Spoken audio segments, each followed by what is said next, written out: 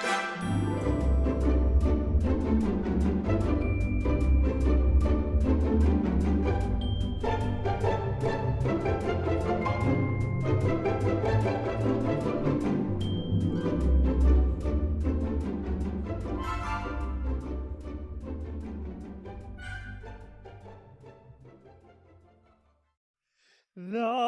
man in the moon is a lady with lipstick and pearls.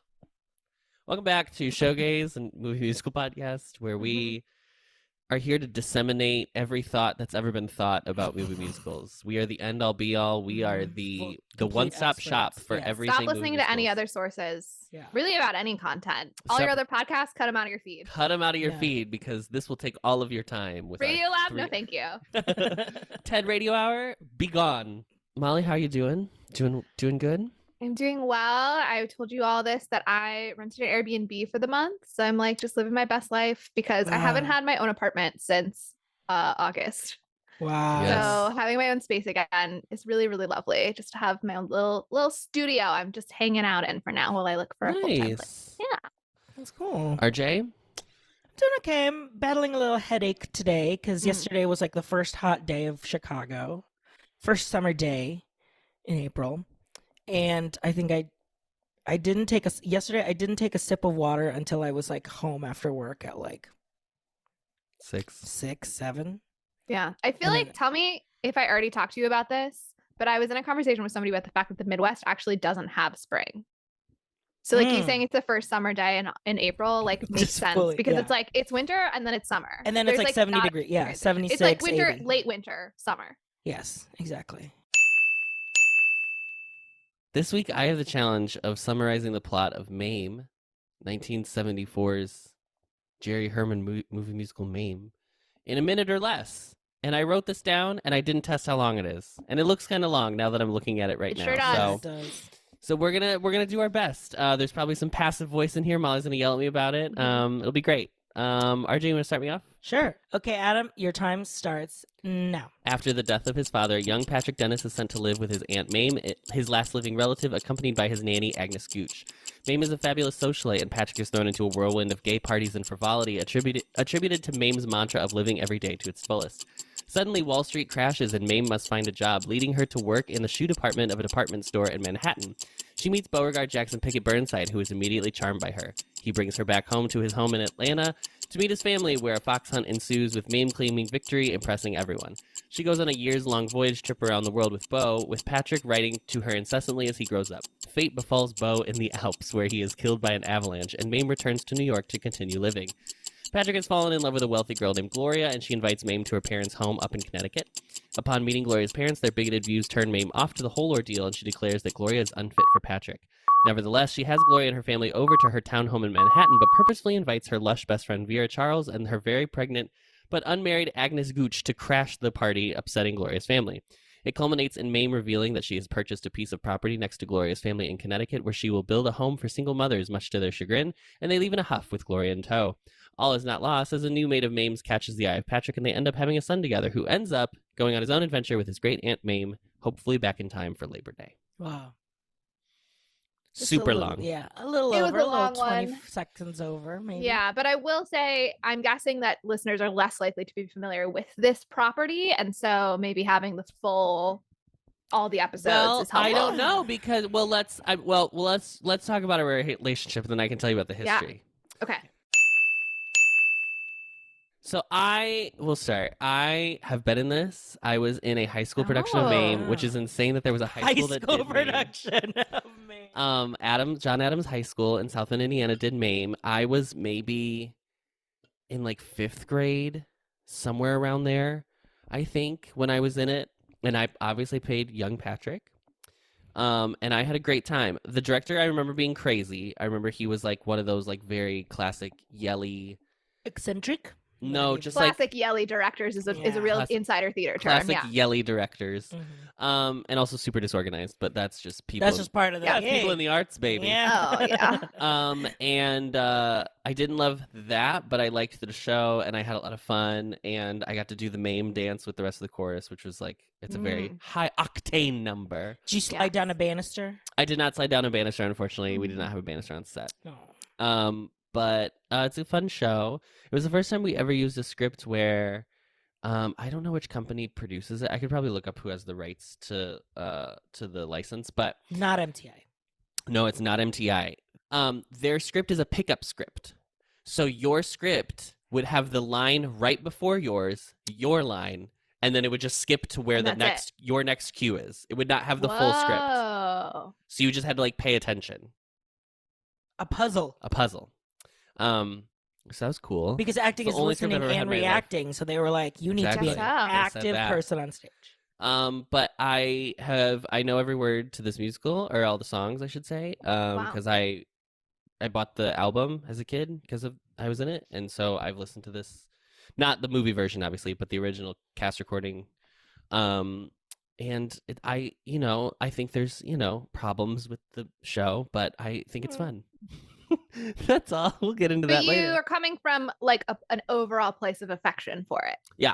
I wouldn't say this is like the level of like when I love Hello Dolly or I love Mary Poppins, but like I like this.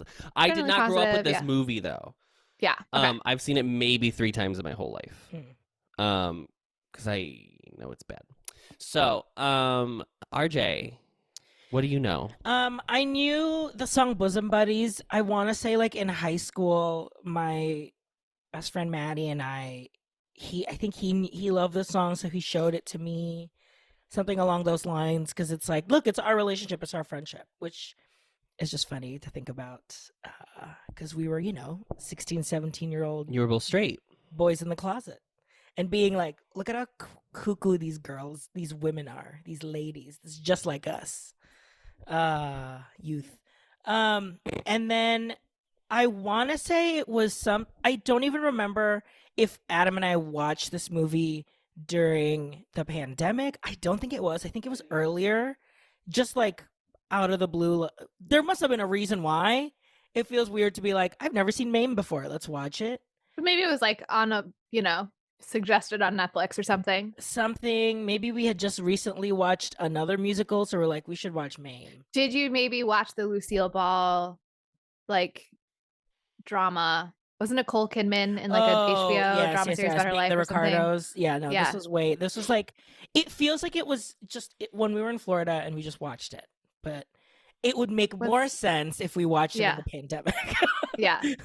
Oh, I've been behind on Drag Race, and I just watched the episode where Marsha says, I'm so excited. I feel like I'm sitting down at an AMC theater and Nicole Kidman's about to come on screen. And I was like, yes, girl. Okay. Keeping her references top notch. Yeah, keeping these references alive. Like this Nicole Kidman video from a year ago. Yeah. But yeah, so we have seen it once, and it's one of those movies that we joked about it yesterday, because I said it's like one of those movies where I fall asleep in the second half. The classic, what did I call it? The second act snooze. Second act snooze. Second act snooze is when I take a nap in the middle of I knew the word act two. snooze had to be there. Yeah. And then I wake up and it's resolved, and so it's so amazing. fun. But yeah, that's me. Molly. So I'm pretty sure that I watched the Rosalind Russell non-musical movie. Auntie Mame, yeah. When I was not like a kid, but teenager or something like that. The only thing I really remember about it is that there's a scene where she has a conversation pit, and I had never seen that architectural feature before, and I was like, that's the coolest thing I've ever seen in my life. I love that, and I want one in my house. So yeah, I'm pretty sure I watched it when I was young enough that I remember watching it and thinking like, I don't really know that I get what that movie was like about, So I had a vague sense of like what Auntie Mame was about as a character, the kind of general idea of it, but I had never listened to the cast album. Really wasn't familiar with it very much at all, and did not know until I was watching that the song "We Need a Little Christmas" is from this musical. Yes. We Need a Little Christmas is a classic, and as opposed to My Favorite Things from The Sound of Music is actually a Christmas song. Whereas Yeah, My why do Favorite you Things consider is it not a Christmas? Christmas song. Just about things, I guess. It's just things you like, and so we're Yeah. in, You could get it as a present. in a consumerist America. Yeah. Yeah. We've equated a list of things as being a list of gifts you want. Yeah. But we're not talking about Sound of Music today. We're talking about Mame. But I'm sure you're gonna bring it up anyway. I'll figure out Yeah. somehow to. Sound of Music or Mary Poppins. RJ, What? one of the kids that reminds me of you at my workplace was singing favorite things. And then I started singing it for him because he didn't know all the lyrics to like all Oh, of the cute. verses. And he was like, keep singing. Wow. Like he was like obsessed with me singing the song and was like like, kept asking me to sing it more. You know like, this song "Yes, that's playing in my Diva." head? Yeah. Oh my Yeah. god. He said Diva. Diva. Diva, Ariana, what are you yes. doing here? So funny. Auntie Mame is let's go all the way back to 1955. This is a book written by Patrick Dennis. That is his. Oh, that's his name. It's Well, his. author name. It's his author. It's his pen name. Yeah. Wait, but it is his name. I also did some research on the book Mhm. specifically. His name was Everett Pat Tanner III. So I think he Oh. maybe went by Pat as like his nickname Yeah, outside of being an author. Yeah, but his last name wasn't Dennis. correct. His last name is Tanner. Yeah, it almost is. It's almost. It feels like it's like a fake autobiography, which I think it's kind of supposed to be a little bit, but it's we. I didn't think read it's it. like- I didn't read it. I should be yeah. clear. My feeling from reading this, I just read this little newspaper article, which was in Capital Xtra, Ottawa's gay and lesbian news from Oh. 2015. That it sounds like maybe Pat was like actually this very whimsical, like fantastical kind of guy, and that it's Mhm. more like Mame is more like Mm. him than Patrick is like him. So maybe it's more of like, I wish that I had this person in my life sort of a thing. But he had an Oh. upper middle class upbringing in Evanston, Illinois, Yup. which we all Slay, know. Which we all purple know. line. Come on, absolutely. purple line. He was bisexual, which we are not shocked by. Yeah. No, not at all. He enjoyed the whimsical, the fantastic, and the provocative. And then he worked as a combat ambulance during World War II. But he was known for camping it up. He turned daily calisthenics into the can. And he Oh, assigned slay. friends in his unit into roles in like a make-believe suburban family that he created overseas. But then he had a nervous breakdown in the military and was honorably discharged. He moved to New York City. Slay. Very queer Slay, narrative. absolutely. Moved to New York City in 1945, and that's where he wrote the novel. So it seems this was kind of his post-war, Gig. classic art piece, Sure, Mhm. sure, sure. classic gay Wow. stuff. I'm shocked that he was a bisexual, but Adam hadn't invented it yet because Adam I invented know. bisexuality Yeah, in it this was so brave of Adam podcast. when Right. he invented bisexuality on this podcast. So I don't know how Pat I don't know came how. up with it. Pat was very known in the gay New York scene, apparently. But he did have like a wife and kids, so he was like kind of living like a double life. Oh, interesting. Obviously, we don't know his situation with his marriage. I'm assuming his Yeah. wife didn't know, but she may have We have been no cool. idea. Yeah. This is people have said that this is based on his real life eccentric aunt named Marion Tanner, but he always denied that was where he pulled the inspiration from. I'm sure it's just a mix of many things, and wanting to be living a fabulous life, which many of us want to do. Yeah. The original book sold over 2 million copies in its initial print, and it was on the New York Times bestseller list, which is crazy.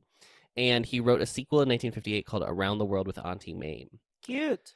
Oh, so is the ending of the musical like kind of setting? Like, is that really how the book, that sequel would start? Is like Great. that she brings That's a great question. Patrick's kid? We don't know. We don't can know. deduce that it's We could that. deduce that it's about Auntie Mame Yeah. going around traveling the world. At least it seems like based on the title, it's some sort of a nod to the sequel Yeah. at the ending of this. Yeah. And then Jerome Lawrence and Robert E. Lee adapted Different Robert E. Lee. I was about to just say so we're all Robert E. Lee. clear. not Huh. the ghost of the Confederate general. Yes. Or Um, maybe he like left some lyrics in a binder somewhere. Yes, maybe. yeah. He left the lyrics to the song Mame, apparently. I do have a guess though that I think that part of that, the South song, which I'm sure we're gonna talk about, Mhm. that they're like doing a pun on like Yeah. Robert E. Lee because he also wrote the lyrics. Possibly. Anyway, Maybe. I'm not saying that was a good idea. I'm just saying it's possible. Yeah. So Jerome Lawrence and Robert E. Lee, who had already written Inherit the Wind, which is a very famous play about the Monkey Scopes trial. I love that Um, play. Have you two read that play? It's very No, good, I yes. have It's not. very, Very good. They had written that the year prior, so then the next year they come out with Auntie Mame, starring Rosalind Russell on Broadway, and it kind of reinvigorates her career because she was in her like middle-aged, classic. She's over 40, so She no was one over can 40, perceive her so- anymore. Yeah. Um, and What else she is was Rosalind Russell famous for? we haven't watched it yet, but she's in the movie version of Gypsy. Oh, is she Mama Rose? Mm-hmm. All right. Mother. Look forward to that. So she stars as Auntie Mame. She gets a Tony nomination. It's a smash. So then they make a movie version of it in 1958, directed by Morton DaCosta, who had directed the play version. He also is someone we've talked about on this podcast before in season 1 of Showgays because he directed the movie version of The Music Man. Oh, okay. She reprises her role from Broadway. She wins an Oscar nomination. She gets an Oscar nomination for this. There's 6 nominations for the film in total, but no wins. It is the second highest grossing film of 1958. It is the movie that Warner Brothers helped solidify their place in the American Hollywood pantheon because they had so many flops in the couple years before that people were like, well, Warner Brothers is on the way out. And then this makes a shit ton of money and they're like, see, nice. We know what we're doing. Now, you have a note here that the film is pretty faithful to the play. Do we know how close the musical is to the play version? No. Okay. But I read the synopsis of the movie. Okay. And it feels pretty beat for beat. Okay. In my opinion. Interesting. And we are the experts, as we said. And we are the experts. And there are no other sources anyone can There's check. no so other you're sources. gonna only know what we tell you. Yep. So next we get in 1966, 8 years later, Jerry Herman writes Mame, which is the Broadway adaptation, a musical adaptation of Auntie Mame. Angela Lansbury is chosen to star as Mame after Mary Martin turns the role down. And at the Tonys, this was nominated. This won some awards. Okay, so Best Scenic Design, Best Choreography, Best Direction of a Musical, Best Composer and Lyricist, and Best Musical. Those were all it's nominated for. And then it won. B. Arthur won for her role as Vera Charles. Frankie Michaels won for his role as young Patrick. And Angela Lansbury won as Mame. Wow. And it ran for 3 or 4 years. Which at that time shows did not run that long on Broadway. It was a huge deal. Is Mame before or after Dolly? Mame is after Dolly. Mm-hmm. Mame is directed by Gene Saks. He had directed the Broadway version. Gene Saks is super famous. He was part of the Actors Workshop in New York, which is a huge famed acting studio. And he was married at the time to B. Arthur.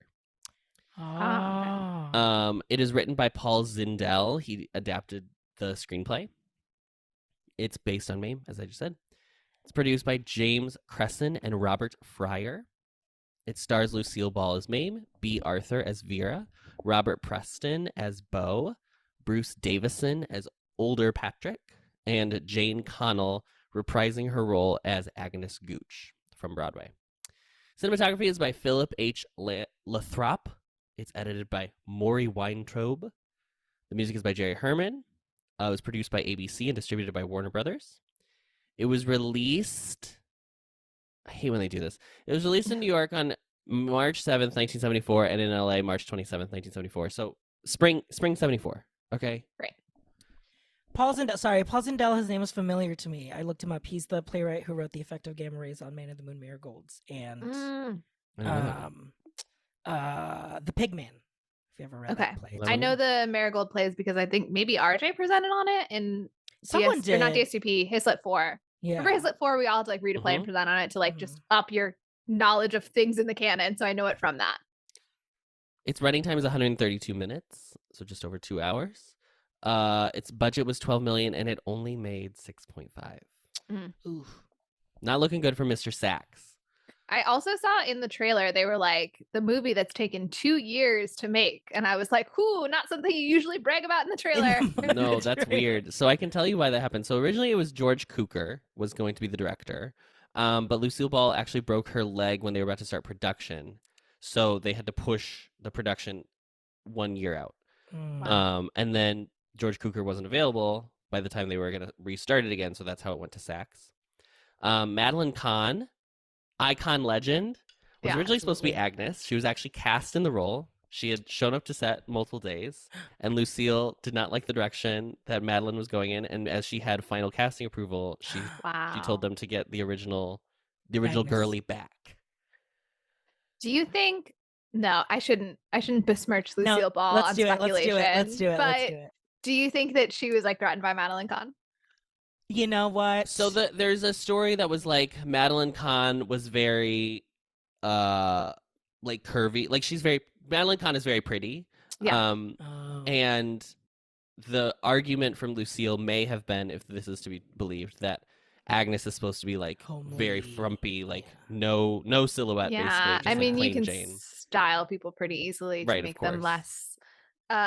Yeah, I don't mean like attractiveness wise. I just mean like they're two like funny ladies. Two very you don't want to. yes. You're like this like legendary funny lady. You don't want this like other very funny woman around to be in comparison. Yeah, Necessarily. it's funny because Yeah. obviously, let me look at her name again. I apologize. Jane Connell, who plays Agnes in the film, is a completely different brand. I mean, Of all course, three yeah. of these women, B. Arthur, Lucy, and Jane Connell, all have different forms of like comedy. Mhm. Which, Yeah. honestly, to even have like three comedic actresses Yes, in a movie Yeah. is amazing. Yeah. And I don't think Madeline Kahn is like her brand of comedy wasn't like Lucy's, I don't think. So I don't know if she would have been, unless it's just that she was like so funny and so young. But Yeah. the other rumor, however, which I thought was very fun, hold on. Some sources claim that Kahn got herself fired on purpose so she could star in Blazing Saddles in 1974, but still get paid, which by her contract wouldn't have happened if she'd merely quit. Oh, Now that's juicy, Mom. I love that idea. Who cares I if that's love right? that. Get your check, girl. Get your check. Get your check, and plural. also a better movie to be in, as Yeah. it turns out. Yeah. Mhm. Wow. So obviously we just talked about how Angela Lansbury won the Tony, and Warner it's not in Brothers the movie. executives were like, it's not for us. We're okay. Which I think, again, why do they do this? Yeah. Lucille Ball is like 62 when she makes this movie, and she's supposed to like age about at least 10 to 15 years throughout the course of this Yeah, film. yeah. So like it's really whatever. What was I going to say? So they Angela Lansbury recalled her time when she was playing Mame on Broadway and was visited by Lucille Ball, who told her she was amazing in the part. She deserved all the honor she was receiving and was a shoe-in for the film version. Don't say that. Lansbury was very touched by this until she noticed Ball in the wings during her performance taking notes. It was then that she realized that she was never going to play the part in the film. The audacity. True audacity. That's a businesswoman. And then the right other there. thing that I read two conflicting reports. So I read a report that Lucille fronted $5 million for this production as long as she could be She could- considered. Oh wow. But So also, so I even read if she that did that it, wasn't Oh. there's been no receipts. Like no Okay. one's ever given any actual proof of this happening. Because I was gonna Oh, be maybe I like, didn't write it down. Yeah. is she gonna be like an executive producer if she didn't get the role? You know what I mean? 'Cause she Right. put out Yeah. that Right. much money. I mean, how do you, as an executive, I would also be like, how do I turn down half of this Yeah, production budget? yeah. I mean, at some point you just say like, well, it's her movie, so Right, I I guess, guess if she you can wanna be pay in for it it. if Right. she wants. Yeah. Yeah. Crazy. So this film was not really received well, and obviously I'll talk about that later. But Ball was Lucy was super disheartened by its reception, and so she actually swore off being in a film ever again. So this is her last Aw. film credit. That's a bummer. She wasn't a made-for-TV movie in like the early '80s, but that's obviously not the same thing. And B. Arthur later calls this project a complete embarrassment, and although she enjoyed working with Lucille Ball, she knew that Lucille was terribly miscast. Oof.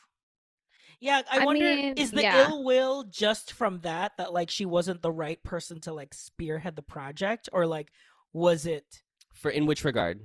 just like What B. Arthur said? a little bit with B. Arthur, but I guess just the overall Well, I'll say this: B. Arthur and Angela Lansbury poor reception. were dear friends for the rest of their Yes. lives because of Mm. Mame.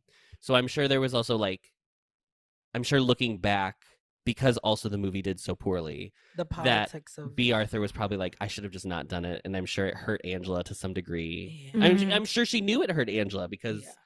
of course, she would. But I'm sure Angela Lansbury was also like you wouldn't tell your friend you can't be in this Right, movie of because you have course. me. Yes. You know Yeah, what I yeah, mean? yeah. She seems like the kind of person who would be generous enough Yeah. for her friendship. It's mostly crazy because, like, it seems it's similar to the Julie Andrews My Fair Lady situation, Mhm.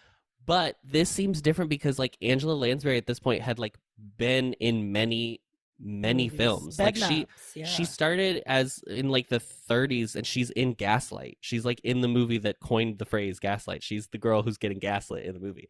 And she is famously she's in The Manchurian Candidate. I think she got an Oscar nomination for that role. So, like, she's not a star. Yeah, she's Like, not just like a it's kind of theater. crazy that they were just like, no. And I guess that's why I think most people point to that it must have been this, like, money that money. Lucille Ball put up front. I mean, okay, so do we want to talk about it here? Or do we want to talk about it later? Of like, is Lucille Ball miscast in this film? We'll talk about it later. The Okay. last thing I want to say is has nothing to do with the movie other than it was on the Wikipedia page of the movie. And Okay. sometimes you'll be on a Wikipedia page and it'll be like, this section does not have citations. Oh yeah. Warning, we don't know what's going on here. Yeah. And somebody needs to add some damn notes. Yeah.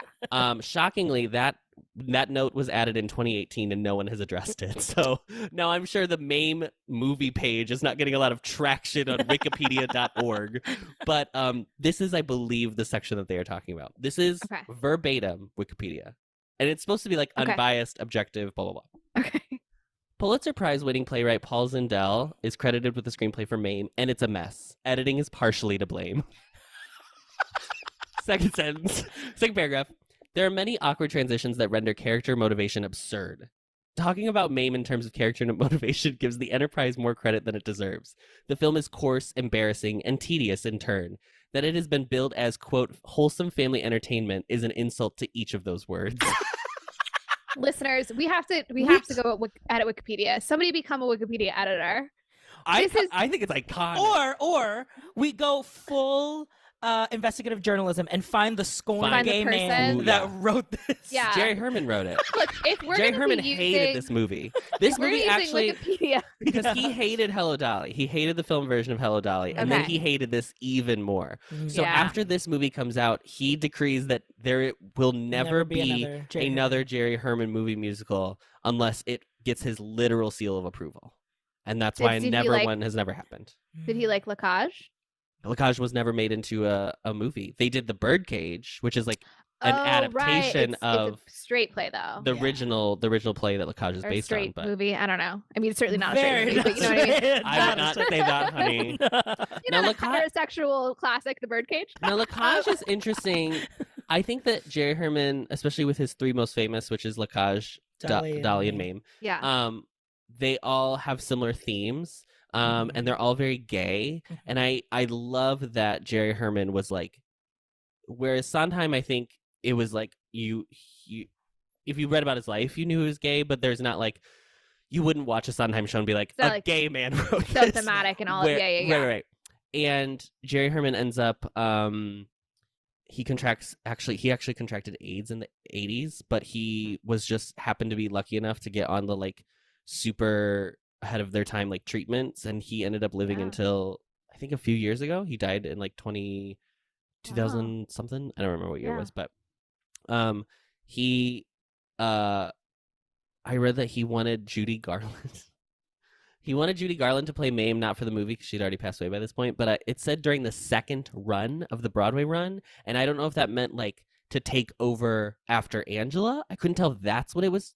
That's what they meant by second or to, run. like recast. Yeah. But they didn't do it because obviously at that point she was not well.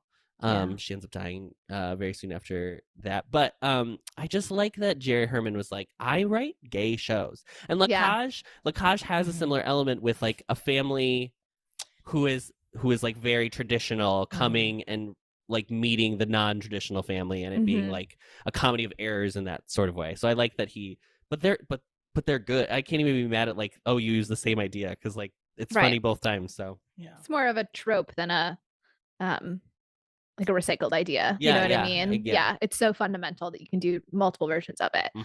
My point is just, I'm not saying it's not iconic to go on a screen on Wikipedia. I just feel like if we're going to use it as a source as often as we do on this podcast, I need it to be held up to a certain editorial standard. You know what I mean? So I mean, at least I have enough media literacy that I could like read that and be like, well, that's editorializing in the middle of a Wikipedia page. Thank you, college. Yeah, that we can. I just thought it was basics. really fun. The line that it has been billed as wholesome family entertainment is an insult to each of those words is so good. The industry of family is just Here's what we need. I want whoever wrote this to write my obituary when I die. We need to we're going to edit the Wikipedia page, and then what we're going to do is the film has been heavily criticized. One Wikipedia user in 2018 wrote, and then just change the whole thing to a quotation, and then we're good. We're perfect. Gucci. Yeah. Wikipedia quote cites itself. Yeah. All right. Well, we can move on.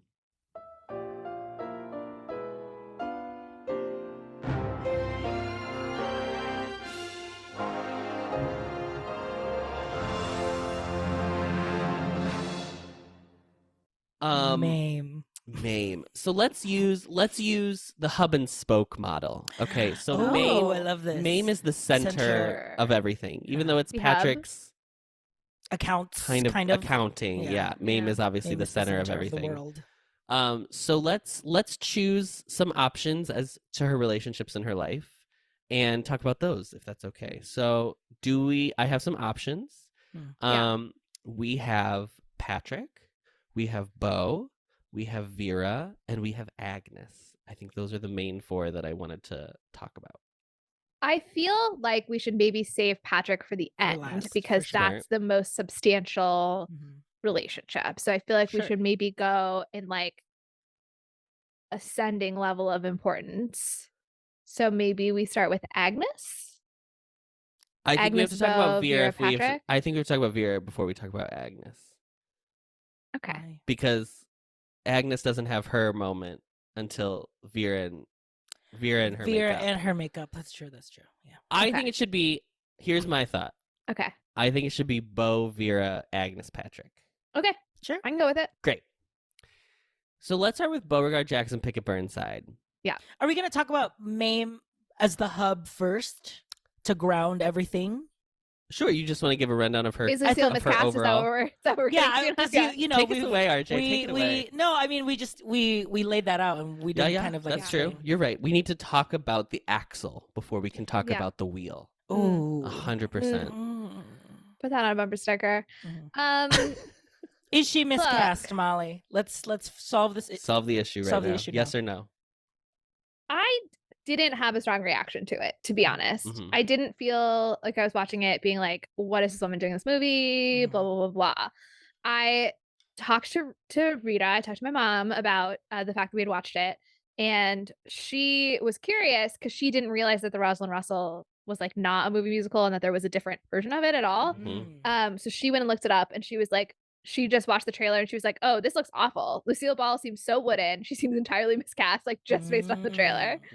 And I was like, I don't think I would describe her as wooden in the actual movie. I wouldn't describe it as wooden, no. Yeah. She's very dynamic, as just knowing Lucille's like acting. It like in comedy. Yeah. I mean, I bought that like this is a woman who loves life. Like I think that on that fundamental level, like I do feel she sold me that. I think I hadn't seen the Rosalind Russell in a long time, so I didn't have like an image of like this is Mame and you're striving to be this person. So for that reason it didn't really come off to me. I also didn't really think about the singing that much. It didn't come off to me as like it has to be sung a certain way, but also it turns out that Poppy, my mom's dad, my grandpa, loved the song If You Walked Into My Life, and they played the Edie Gourmet version a lot. So my mom sent me that to listen to, and I do understand why, if that's in your head, Edie Gourmet serving on that song, that then Lucille Ball is lacking in comparison. But like it doesn't seem, would I love to see an Ada Lansbury version of this more than I'm happy to see the Lucille Ball one? Probably, but I'm also not watching it being like missed opportunities left and right. Well, let's listen to Edie Gourmet's If You Walked Into My Life. My God. Did he need a stronger hand? Did he need a lighter touch? Was I soft or was I tough? Did I give enough? Did I give too at the moment that he needed me. Did I ever turn away? Would I be there when he called?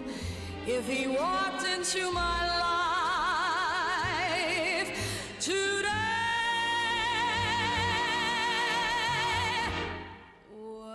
I can't wait to hear that when I edited it in because I've never heard it. So it'll be a thrill for me as well.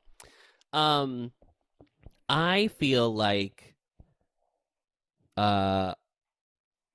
Lucille Ball is just fine. I do think the biggest problem is that she is too old for this role. Yeah. And I think it's too apparent.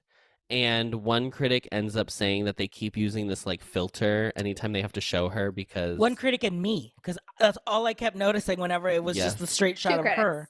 I'd be like, well, there was one critic specifically who said it looked like they rubbed chicken fat on the lens of the Season camera. one of Drag Race filter. Yeah, Vaseline. Yep.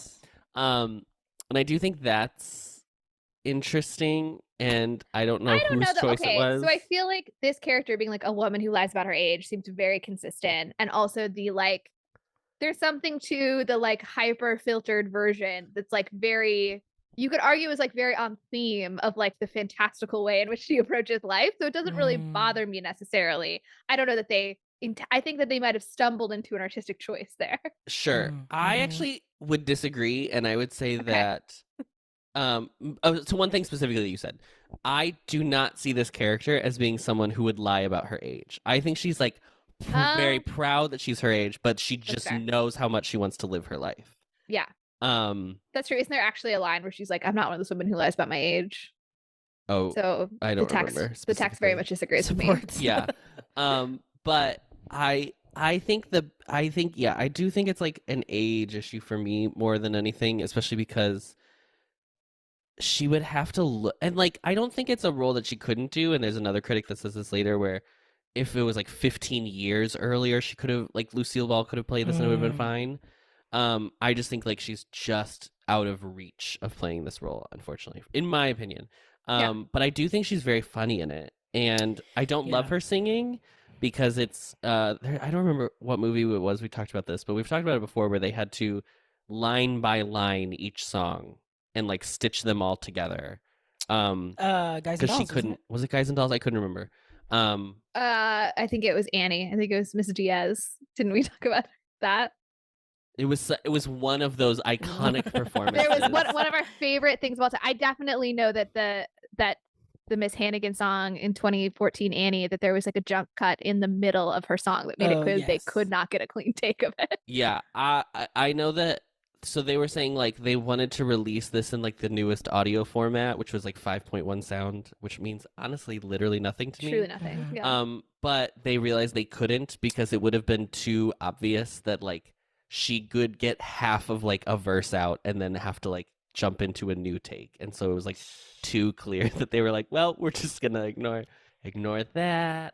So but I'm not mad about her singing. And she ends up, there was a bunch of criticism, and Lucille Ball ends up saying like she was a woman who stayed up all night and drank champagne. What is she supposed to sound like? Julie Andrews? Which I think is very funny, but yeah.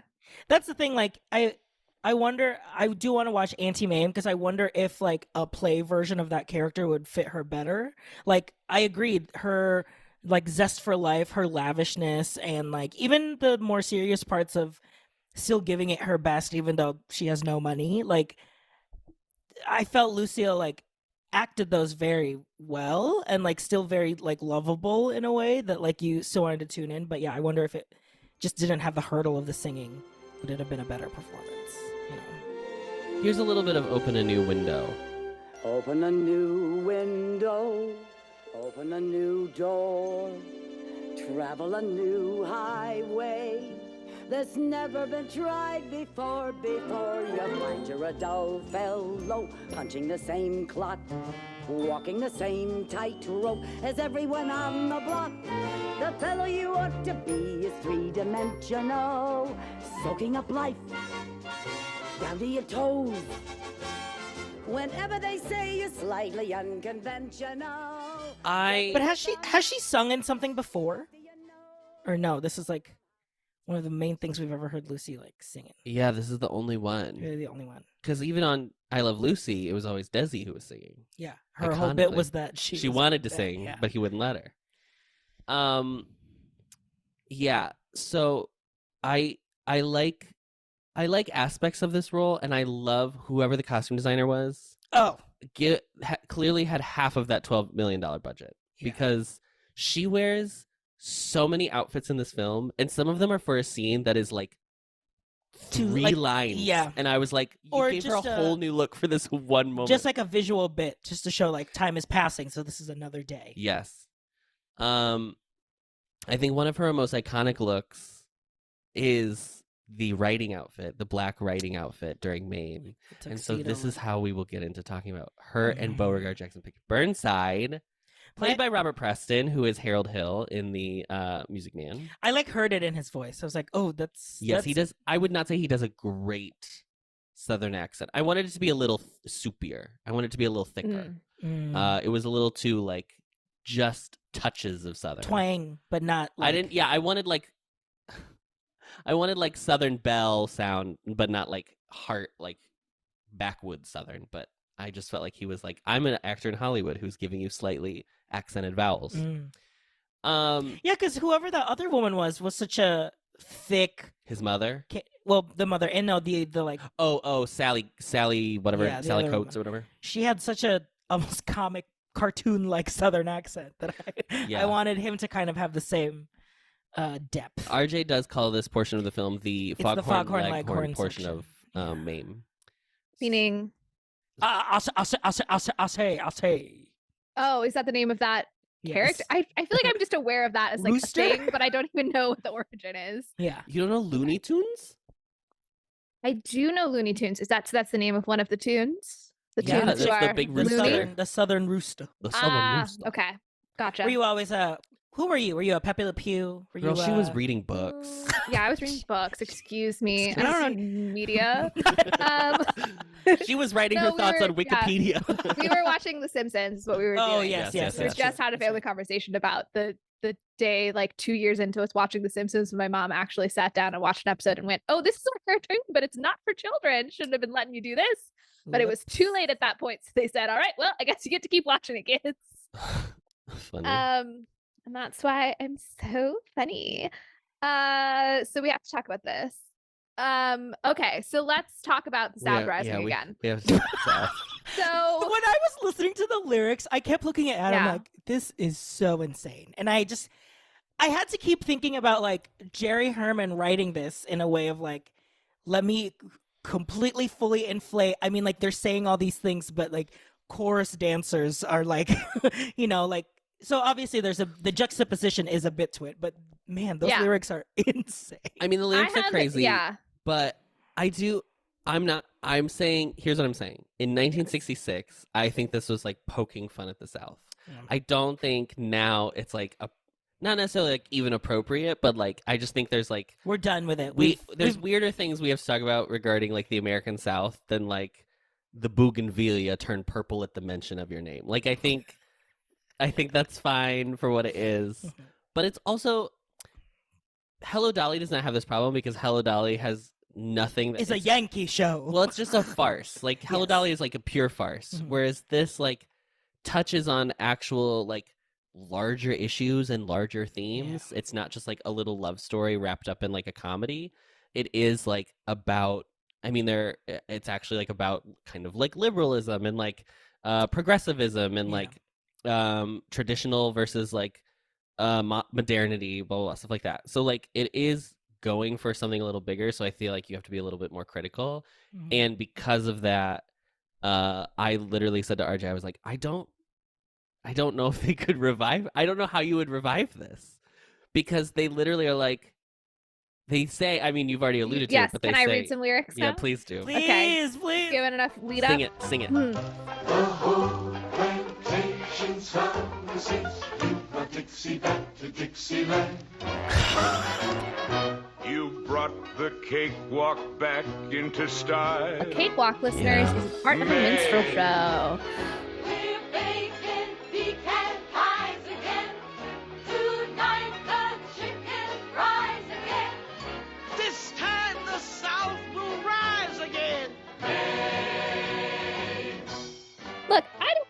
if they used to think that that phrase meant something else. I mean, what was interesting was, again, with the fact that I had a whole combo with Rita about this, was I was telling her about the fact that they talk about a cakewalk and that they're doing a cakewalk, I feel like, in the choreography, because so the idea of a cakewalk was like this strutting way of walking around, and it was like kind of a mockery of the aristocracy of like, oh, like I'm walking so fancy kind of a thing. And so they do these like big high steps that I think is pretty much like doing a cakewalk. And we had a discussion about like, to what extent is the impact of minstrelsy on like musical theater really specifically, but also a lot of American media, like intentional forgetting versus just time passing. Yeah. And I feel like it has to be pretty intentional forgetting. What was interesting was that my mom was also saying like she did not know that cakewalk referred to a part of a minstrel show. And like she was like, I was like 10 when the civil rights movement happened. So like when was it that we all decided that we were going to intentionally forget? And this is an interesting example of like, it's the 70s. So we're like post civil rights.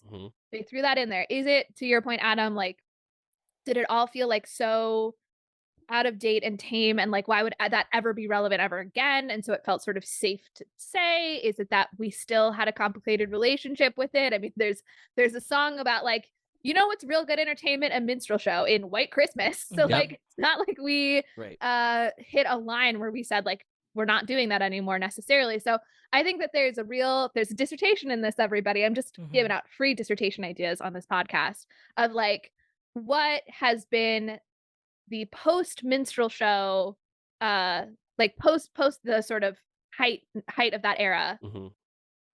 Where did we start to like really intentionally stop talking about minstrel shows? Anyway, the point is, I don't know how you do this. I have no idea. And it sucks because it's like so clearly meant to be one of the big showstoppers.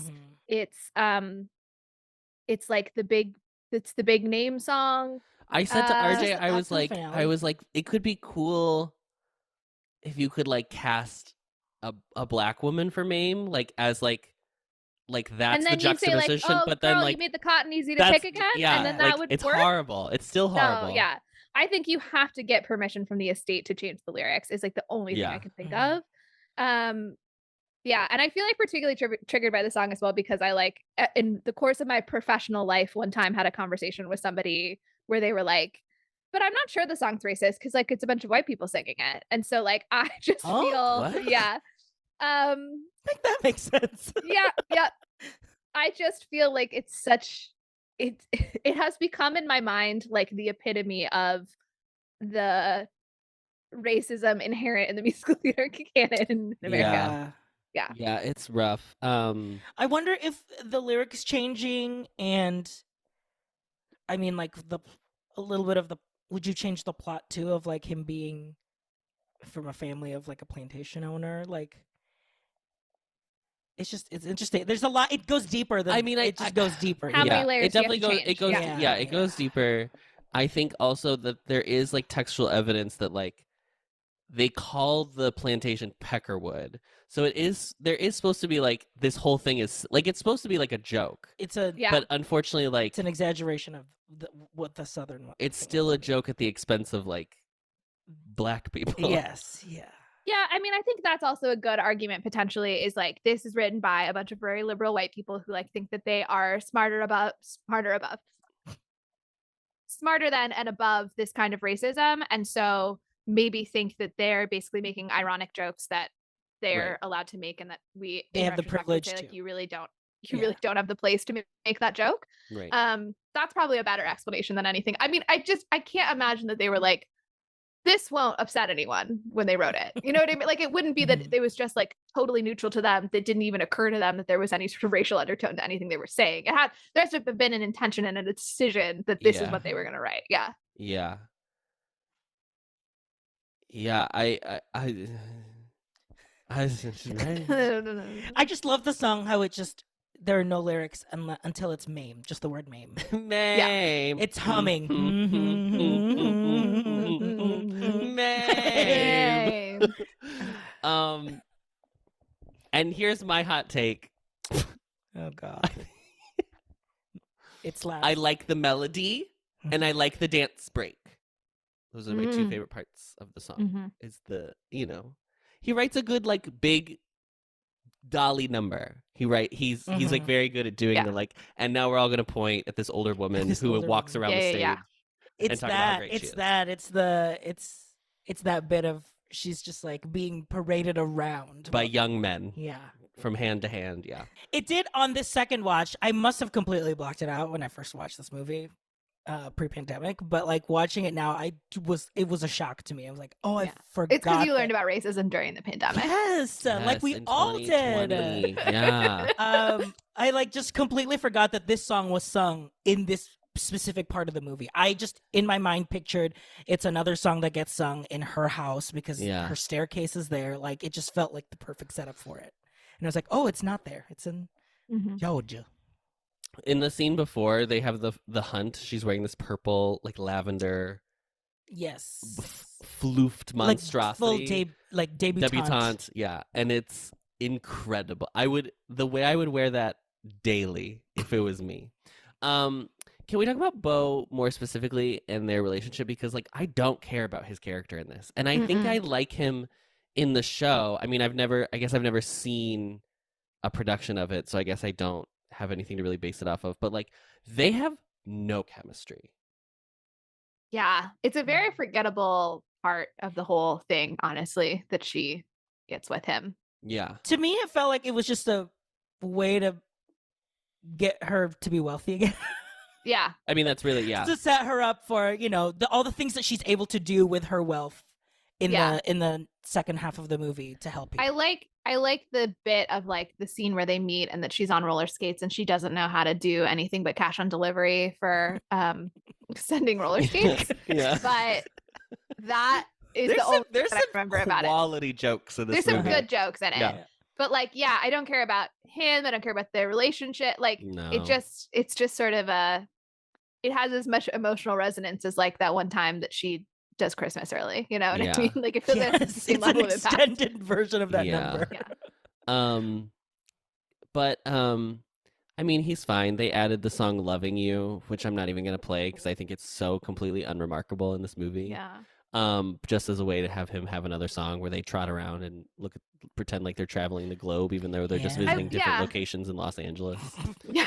I will say that it's in some ways fitting that it's kind of an unremarkable part of the movie because the point is that like this is not a defining part of her life. It's just Yes. an episode of her life like any other. Yeah, Because that's the way that she approaches things. Is not where like now I'm with this man. That's what the whole thing is about. Mhm. Right. All of a sudden, yeah. yeah. I mean, in that regard, I think her character is really cool because she is so focused on being like, I will live every day to the fullest as if it's the last day of my life. When he dies, there's no regrets she's able to have because Yeah. Yeah. they've traveled the world together. Yeah. Right. It is absolutely insane that this movie shows an avalanche and then cuts to her wearing a black dress. Like I was It's- like, yeah. It's literally the end of We the get to song. it. He It's the sings beginning of loving Act Two. you, Yeah. loving you, avalanche. Boom. yeah. That's how you want to go, man. Honestly, Slay. Honestly. Literally. slay. Literally, he was slayed. It's just, Slain. it's just kind of funny to me. Slayed. Slewed. At my funeral, I want you all to wear t-shirts that should say slain. Slain. We're gonna do the full Trixie and Katya and do the honestly work.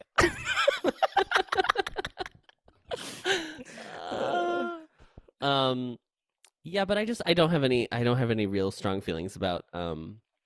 Boo. I think the name is funny. Yeah. It's a combination of a bunch of generals from the Civil War. So in that regard, I mean, it's not great, but Yeah. listen, there is like I think it is more to what you were saying, where it's like it's New York liberals being like, oh, the South is so silly, and they're Silly old, geese. they're still holding on to these antiquated like Yeah. ways, and like they still do fox hunts. Well, and they also like blah, this blah, isn't offensive, but it's like them being like, who knew that this woman was gonna like really show us how to do the South when she's not even from the South, which I'm sure Yes. Southerners would. If there's one thing I know about Southerners, it's they would not like that sentiment at all. And Yeah. so Yeah. it's like almost a song now that like everyone can hate for like Yeah. different reasons. Yeah. But I will say this movie in general, I mean, her character, it has to climax in the fact that she doesn't like Gloria's parents because they're like bigoted. Yes. Yeah. So it also is aware that like bigotry exists. It's weird. Yes. It's like weird in Right. the way that it's engaging with that concept. But Mhm. we're moving on from Beauregard. Enough. Okay. Who cares? Who cares? Okay, we're moving on to Vera Charles, Iconic. Legend. which is really funny because honestly, there's only 2 like real big moments in the movie that are with Vera, Yeah. and it's the Man in the Moon scene.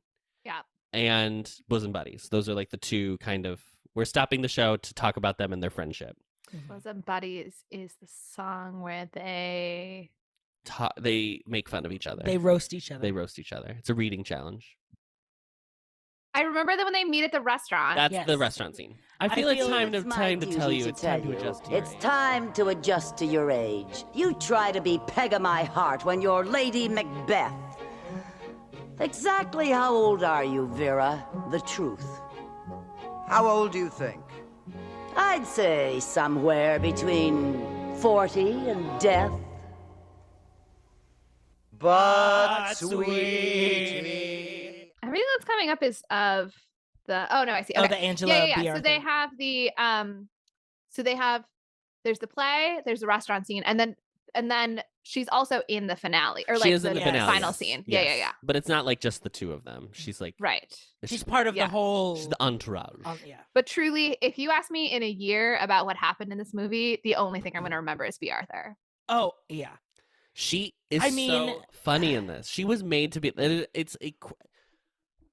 I don't know if I could ever see this show and And be not like, see "Oh, Vera. that was a good Vera." Like I would only be Be- comparing them to B. Arthur. Mhm. Yeah.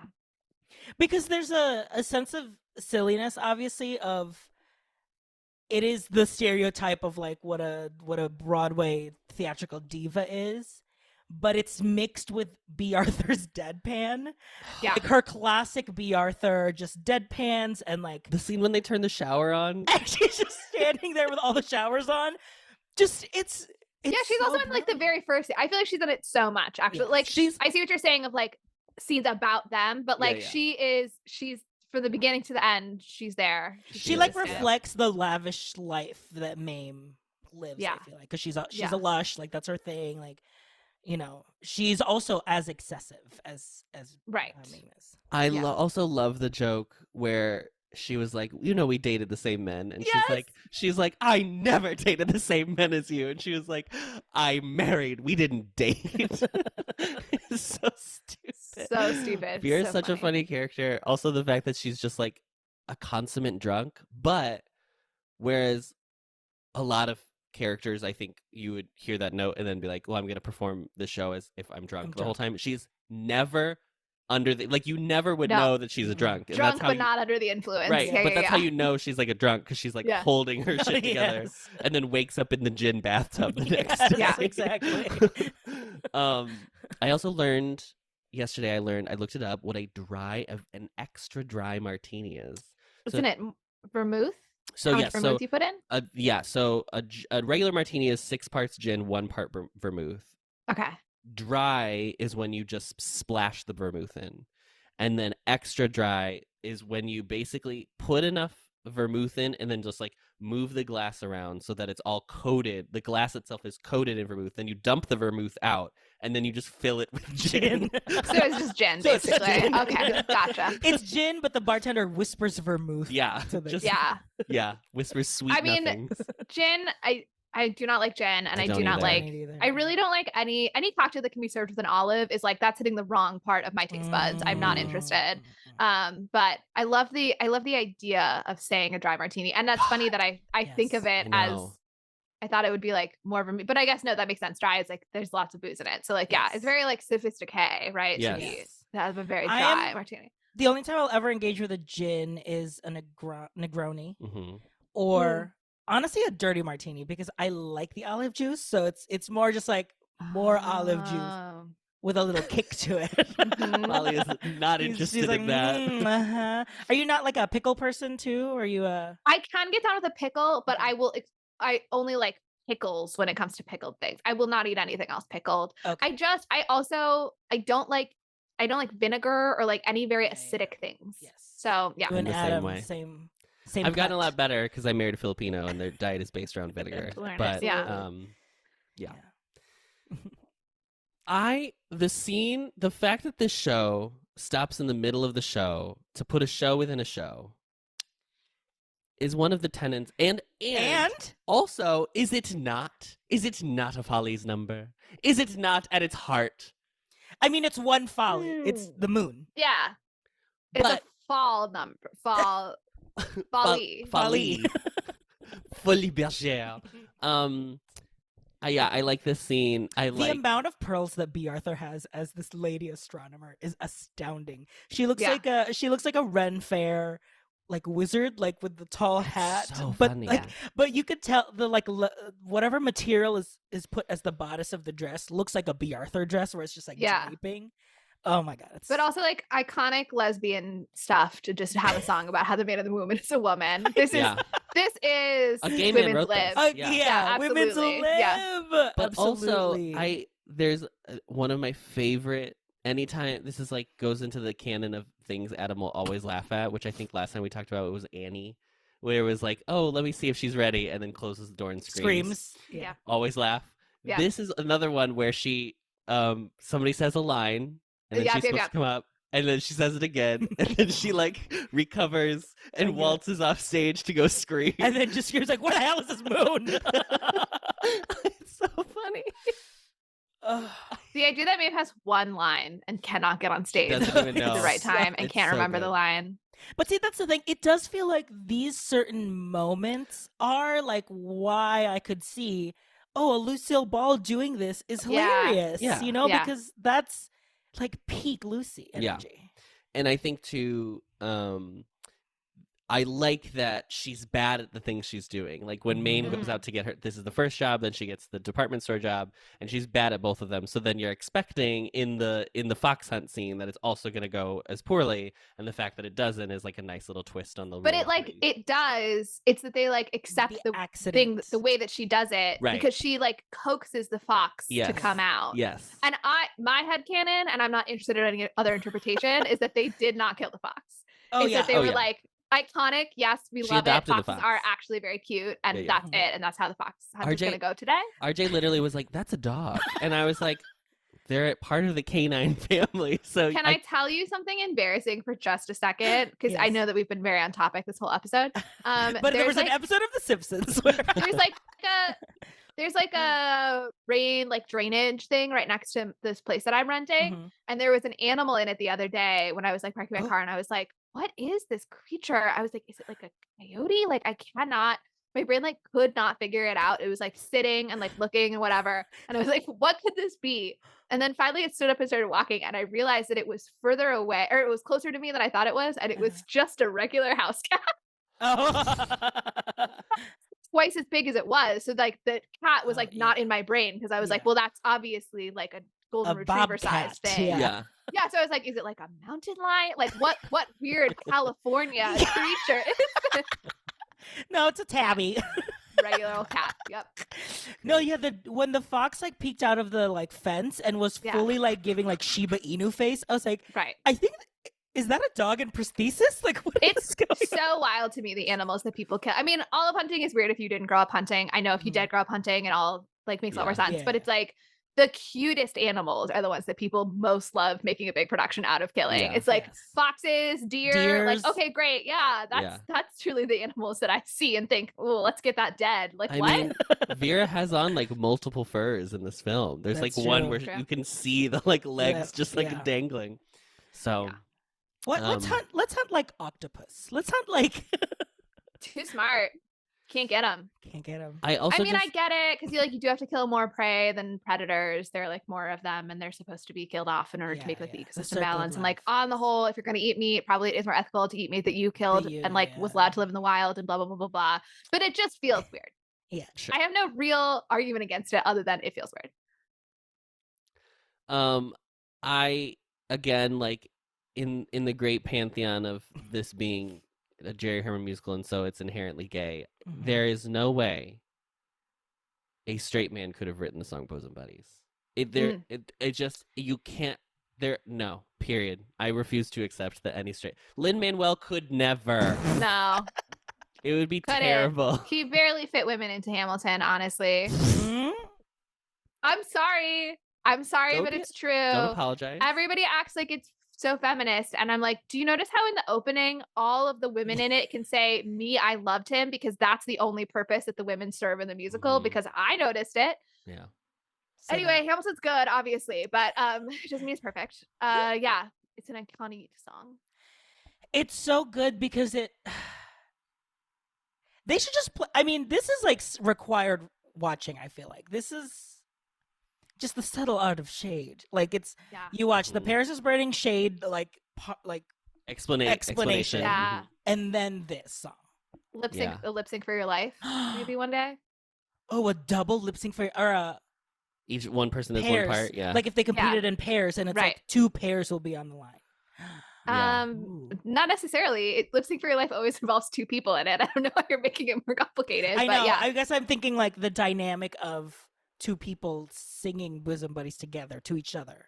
One like- person doing one part, one person doing the other part. Yeah. I'm just saying it's a traditional lip sync for your life, but maybe you do have to like decide before Ahead it of time. starts Yeah. who's going to be who. This Yeah. should have been the Sugar Spice lip sync because they already had things planned. They're fully going to apparently. be like, oh my God, B. Arthur. I love the Golden Girls Mhm. clips that I see on Mhm. TikTok. Yeah. We've said what we've said about Vera, where it's B. Arthur is truly like B. Arthur's amazing. transcendent. in It's this. just Yeah. like the fact that B. Arthur started her career. I don't even know if this was the start of her career, but the fact that early in her career she was the matchmaker in Fiddler is so iconic. Like, Yeah. Adam. I didn't even realize I was drinking Oh out of my my B. Arthur God. glass. For the listeners, Wow. B. Arthur is in. She's in the room. recording. She's in the room The with room where it us. happens. Yeah. B. Arthur as Angelica Schuyler. My name's Angelica Schuyler. You want a revolution? I want a revelation. Amazing. Adam I mean, is- really, she should be Peggy have you seen and the clip? Peggy. and Peggy. Yeah. Have you seen the clip of her sing "Don't Rain on My Parade" at like a Tony's performance? No. It is so iconic because she can't sing that song. She sings it Yeah. in her like baritone. Yeah. Which that was a joke, remember? When they were like, that was Tallulah Bankhead. Yes. And Lucy goes, Vera's a baritone. But when she sings "Don't Rain on My Parade," when she's about to go, nobody, no, nobody, Bum, bum, bum, bum. she just speaks the last line. So she goes, "It's gonna rain on my parade." But Yes, the orchestra, queen. but the orchestra comes in on Too the early. word parade, so you don't. So hear wait, it. you gonna do rain on you my- do her. And I'll do the orchestra. Okay, nobody, no, nobody, walking away. Bum, bum, bum, bum, bum. It's gonna rain on my Bum, parade. bum, bum, bum, bum. Gotta march my heart to drum. Nobody, no, nobody.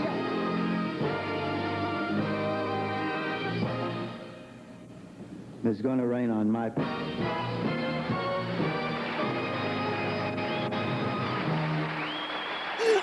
So good. Agnes Gooch. Agnes Gooch. Who I think is a fun character. For me, it was the moment when they decided collectively as the household that Agnes Gooch will be the Christmas tree.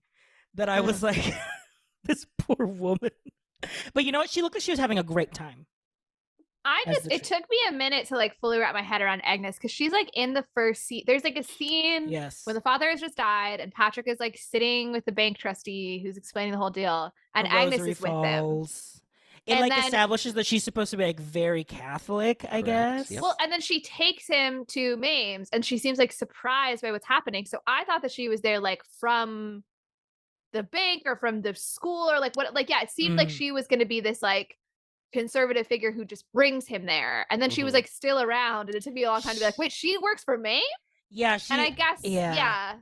I guess they're setting up that like then it's a turn when she decides to like throw caution to the wind and go out and have a good time and then gets pregnant. But it was a little bit confusing, like the way the character was established. Yeah, it wasn't clear that like she was there as his nanny, where like it's like that's the story. Like she's been his nanny since like little, basically. I also like that this. Oh, okay. Sorry. I like that. I'm now understanding it in a different way. That makes sense. That that's what the character's supposed to be. Okay. Yeah. I like that this movie, and honestly the whole story in general, does not like make fun of Agnes. Like Yeah. it doesn't Mhm. treat her unkindly, even when she ends up in the state that she's in at the end of the show. It is like for comedy, but there's no like the reactions that the Upsons have of like being like grossed out by the fact that she's like an unwed mother Mhm.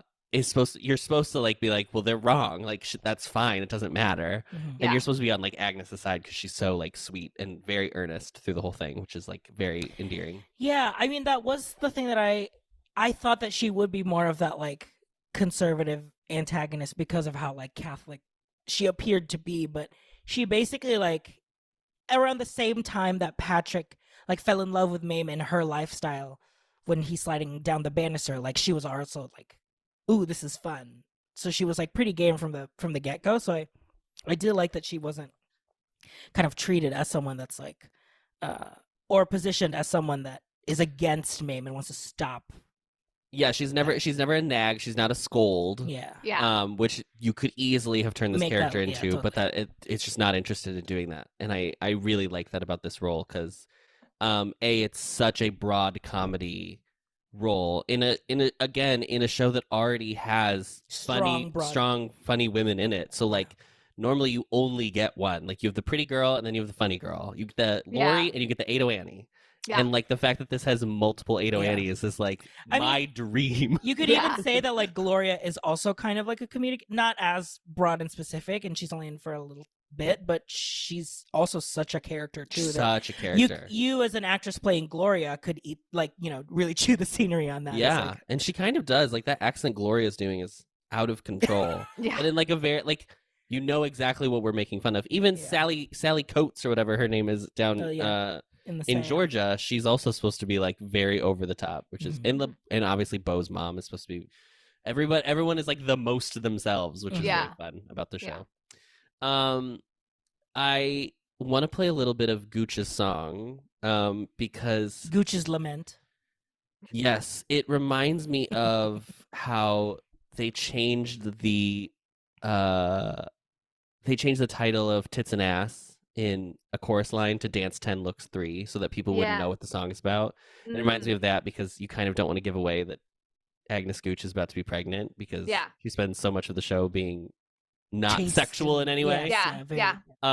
But like her little comedy bit when she goes and they like do her and Vera like give her a makeover and she goes Mhm. out. She like comes down the stairs.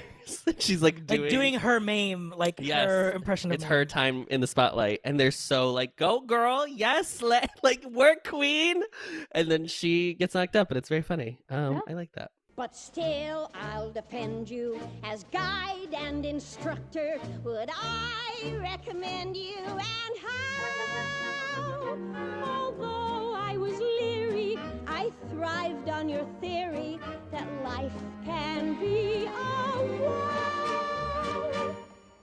I had too much gin when I found my prince. And have I been nauseous ever since? Oh, what do I do?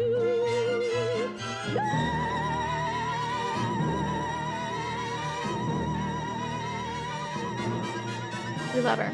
We love the Gooch. Love the Gooch.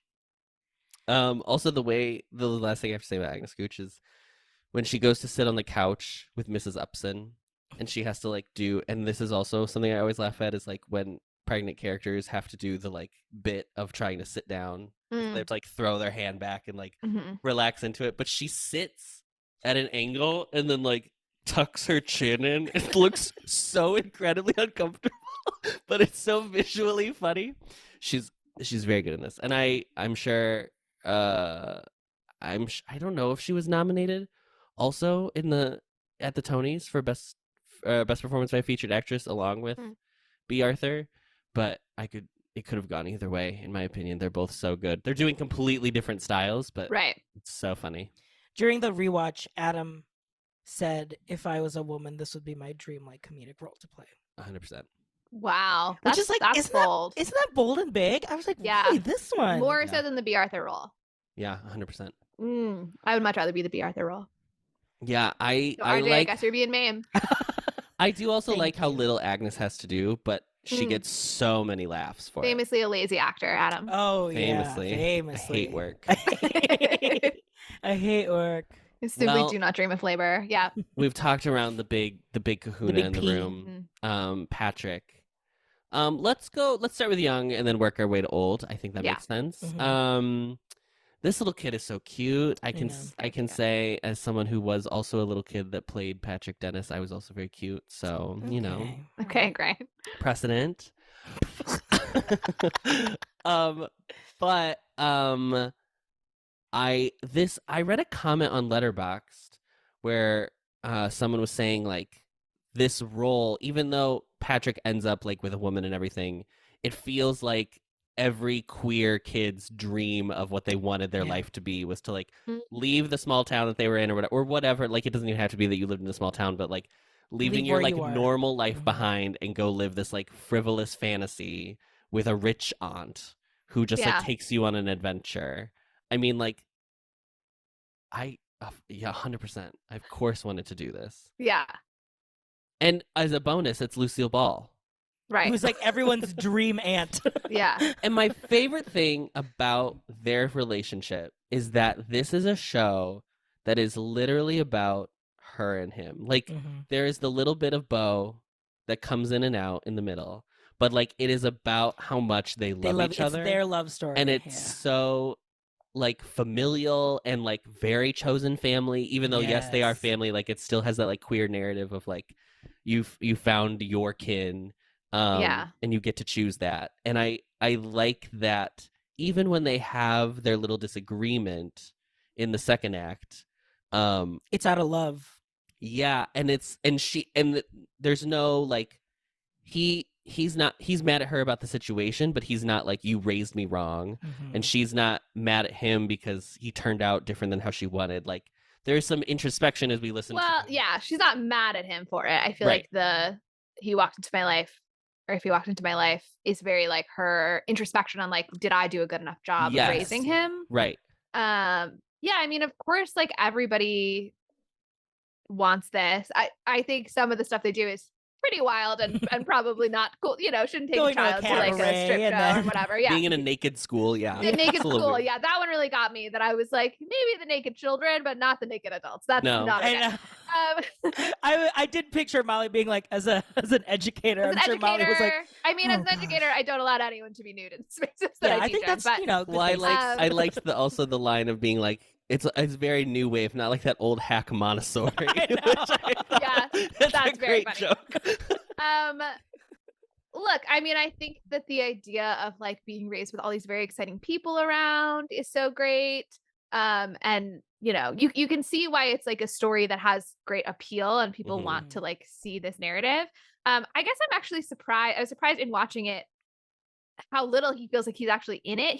It's their relationship that drives the narrative, that acts the Mhm. arc, but there's so many parts that he's just not in because he's Mhm. away at boarding school or now Mhm. he's adult or whatever. Mhm. So it's interesting because it's like she obviously takes responsibility as like this is ultimately my child to raise, Mhm. and to like teach about life and everything like that. But it ultimately happens on like a very small timeline of like the Mhm. amount of time she actually spends with him.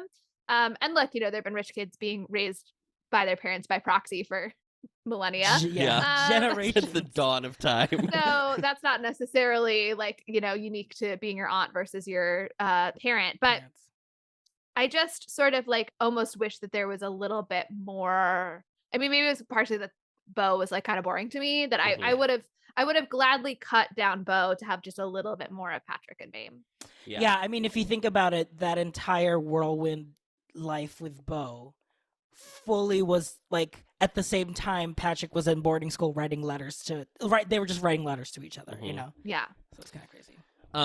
But I think you do have to have that amount of Beau because it's supposed to set up like maybe I wasn't there enough when I should have been, Yeah. which is why she has to have if he walks into my life. Because it's like when he becomes like an adult, quote unquote. Right. is when she wasn't there. But the thing I love that I think there's a lot of media in which there is an adult who now is suddenly responsible for a this trope. child. But the trope is almost always it's an inconvenience, for but then both. they fall in love with the kid. Yeah. And from the minute Patrick arrives in this film, she loves him. Yes. Yeah, And it she is- never resents him. it's a so dual great responsibility. because yeah. you think going into it, obviously if you've never seen Auntie Mame or anything, and I'm sure most audiences had at this point, but you would think that this woman who's living this lavish lifestyle is Doesn't going to want- hate the fact that she has to like take care, and that is couldn't be further from the truth. Also, I'd like to say that as a child, getting to say the word bastard at the tender age of like 10 on stage Yeah. was a true thrill. One of the highlights of my acting Yeah. career. Oh my gosh. And then I like that obviously there's the resolution with her and him later in the act, and then I like that you have the little kind of coda at the end with basically her grandson, and she Yeah. gets to do this all over again with someone else because why not?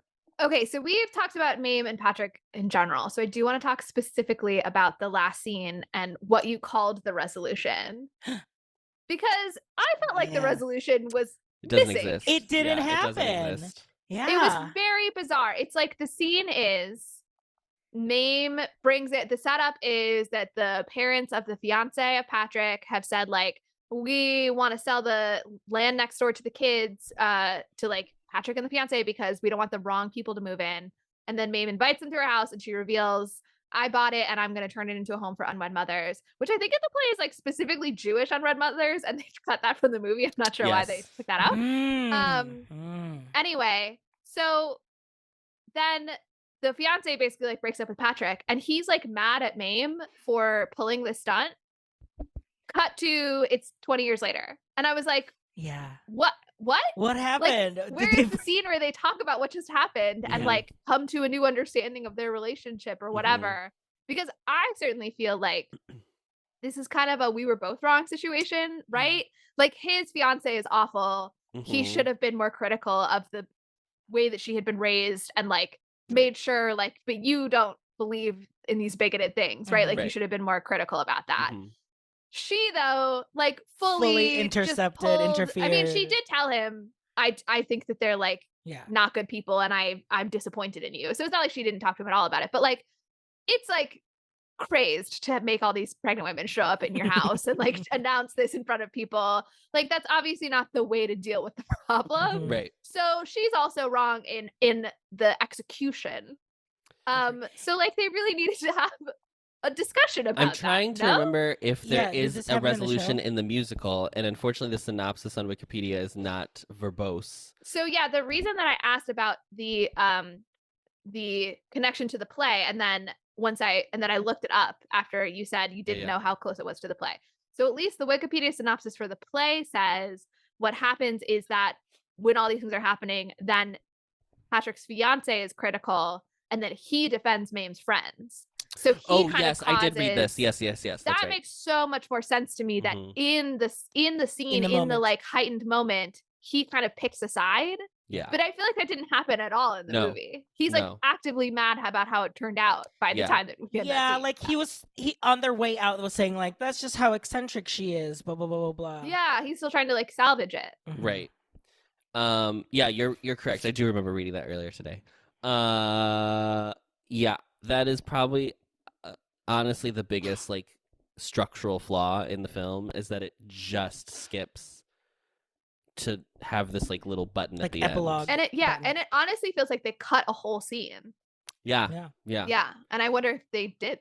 They potentially. might have. I don't Yeah. know. I think there's like a couple of things that people were pointing out that were obviously cut, but they were like shots more than any scenes Okay. or anything like that. There's a scene where, and I remember this from the musical, where she teaches Patrick how to make a martini. That's like Oh, a thing that okay. happens, As a but kid. it's as a kid. Yeah, as a kid. And then there's like during that whole open a new window montage, there's like a bit of them on a tandem bicycle that they cut, but there's like promotional stills of it. But like apart from that, that was the only things I found. But because obviously this movie didn't do enough money, it was never like they were like, we found all these special features to release on the 50th anniversary film, whatever, which honestly is next year, 50th anniversary of this film. Wow. So maybe it may come out. You never know. You never know. Well, I did watch it for free on YouTube, so I appreciate that about it being a flop. Yes. Yes. Adam chose to rent it because he didn't want to bother with ads. I didn't want to watch ads. Oh, I have YouTube Premium, so actually, We do too. I'm flexing on you. Adam, we do too, and it's I wanted to support Lucille Ball. Oh, Okay, sure. yeah. I want her estate to I get want the B. Arthur residuals. estate to get 5 cents out of my out of my little view. my view. My rental. That's so funny. Okay, now I know that if the movie says free with ads, but if you're premium, it still won't show. Yeah. Okay. Yeah, Good to no know. ads. Good to know. You know, because Adam and I, the Ampliverse is YouTube famous now, so I need to know all the ins and outs of YouTube. I just watch a lot of YouTube, and it was during the 2020 election that I was like, I cannot stand another political ad. And then once I got used to YouTube without ads, I couldn't go back. Oh no. Have we run the course on Patrick? If we have, I'm gonna go out on one last song. I think the last thing I would say about Patrick is to kind of echo that his story, his young Patrick story can be like akin to like what a lot of, queer youth probably like wanted to imagine for themselves. It was very fascinating to see him kind of dip into quote unquote more of a normal conservative life. And it would have been fascinating to kind of like know more about like, he was like, they're just a normal family and I want that. And I'm sure it's kind of like obvious with like obviously how he talks to Mame and to them, but it's fascinating that the show chooses to kind of like defend Mame's lifestyle as like it's not always as it seems to be. I mean, it does. If we think of them as like real people, it makes sense to me that if you were raised in this very unconventional way, and especially in the 50s, I assume is still the setting of the movie, when the idea of like a single woman raising you would have been so foreign to so many people, that you would crave knowing, well, what is that like, that very conventional kind of family life, and maybe choose to ignore some problematic things that you're seeing. And so I think you could like really dive further into that. But I also understand that like that's not really the tone, is to like really get into it. But I feel like there could have been a couple more cutting lines, especially if we actually had a resolution. We could have had a little bit more exploration of that idea. Of like why he fought so hard for it when he probably knew it was not. He probably knew, like just knowing how Mame raised him, he probably knew the things that were being said in that house are not something that he should agree with. Yeah. Right. And just glorious accent, just gotta say. Wild insanity. Really, I did. Oh, it's lovely. I'm like, what? I mean, she's doing like a bad Katharine Hepburn because she's supposed to be like a full Connecticut wasp. Oh, that's so good. I do love the scene where she's talking about how someone in her class like doesn't like their parents or something, and then says like, it's in the Bible that you have to like your mother and father. And the Mame is like, it's in there that you have to respect them. And I was like, I love this scene that's telling you so much about this woman that she like can't believe someone wouldn't like their parents, and also that Mame knows the Bible better than she does. I know. Absolutely. It's so good. Slain. Slain. It's like it really is every gay kid's dream of like the perfect adult. The perfect has, adult like, has something to say to every single kind of like thing that could be said about them. Because even all of Mame's quips to the family, like in their romp room, was just so quick and biting, and they were like, "Oh, you're so funny, Mame," but she's genuinely like trying to woman insult who will treat you how to read people when that comes up. But also like the whole, I can't believe we somehow ended up back on religion again. But the beginning of the movie, they talk about how he needs to be raised. That's how the joke is set up. He needs to be raised by a Protestant, which is why she drops a rosary.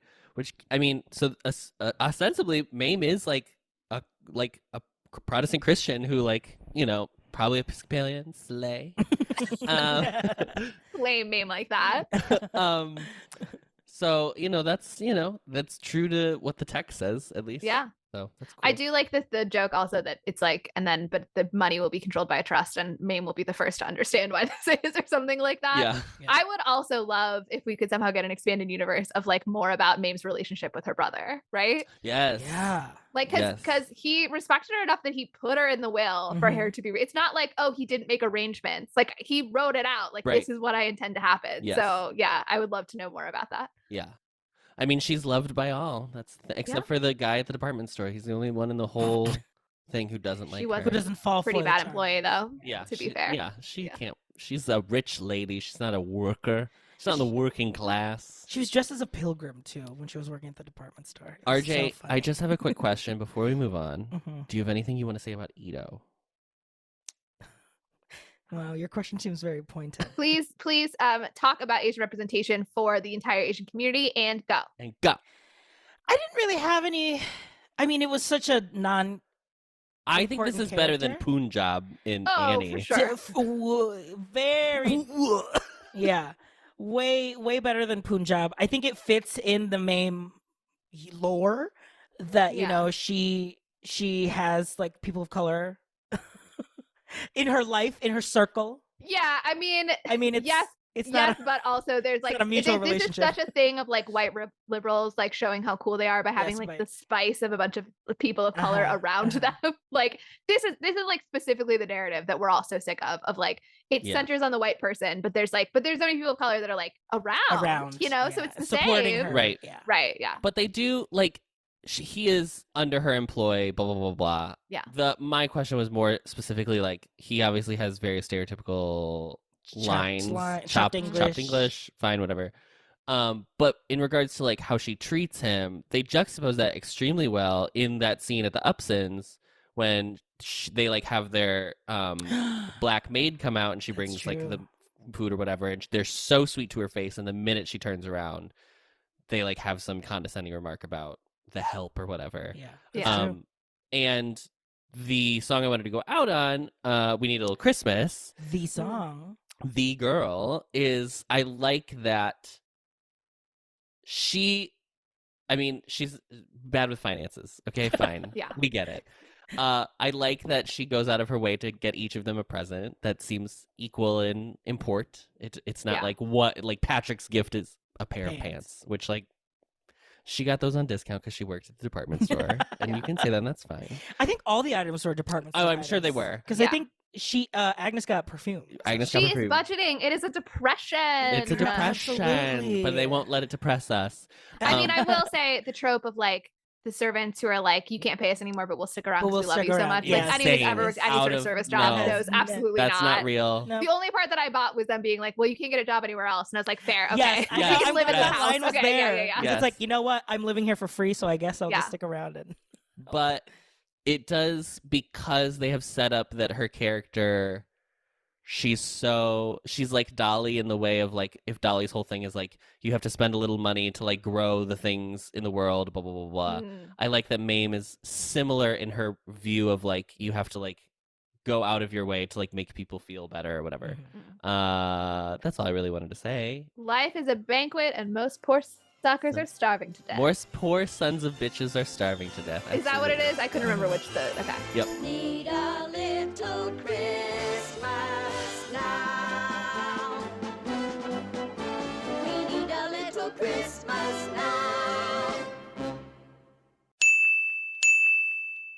Okay, so critics, here we go. Wow, this is a lot. Here's the thing. I'm going to tell you what Stop. the score is. 33% on Okay. Rotten Tomatoes, okay? Which is Ooh, crazy because okay. Certified splat. certified splat, because Auntie Mame has like a 93% certified fresh. Whoa. Because Auntie Mame is considered like one of the like 50s classics. Like it's like Yeah. an incredible film. The problem is that all of the reviews that are linked on Rotten Tomatoes are dead links, or they have no links at all, and it's just like one line or didn't even have a line. So take that 33% with a grain of salt. That's all I'll say. I feel like it's more like a 35. You know what I mean? Yes, say that. Yeah. So I took the critics. Count all the votes. Those 2%. That 2% matters. Yeah. What was the chant? Stop the Count. count. Stop the count. Stop the count. Stop the count. It's got to be at least 35. Stop the steal. That's Stop it. the Stop the steal. steal. Absolutely love Slay. it. Stop the steal. So I used, and I don't usually do this. I do actually read. I try to, as often as I can, read the actual criticism, especially of the time. Mhm. Couldn't find it. So we are going on the reception portion. of the Wikipedia article. So I'm just going to call out some quotes from different critics. So Gene Siskel of the Chicago Tribune called it a total bust, devoid of joy, wit, good music, or decent dancing.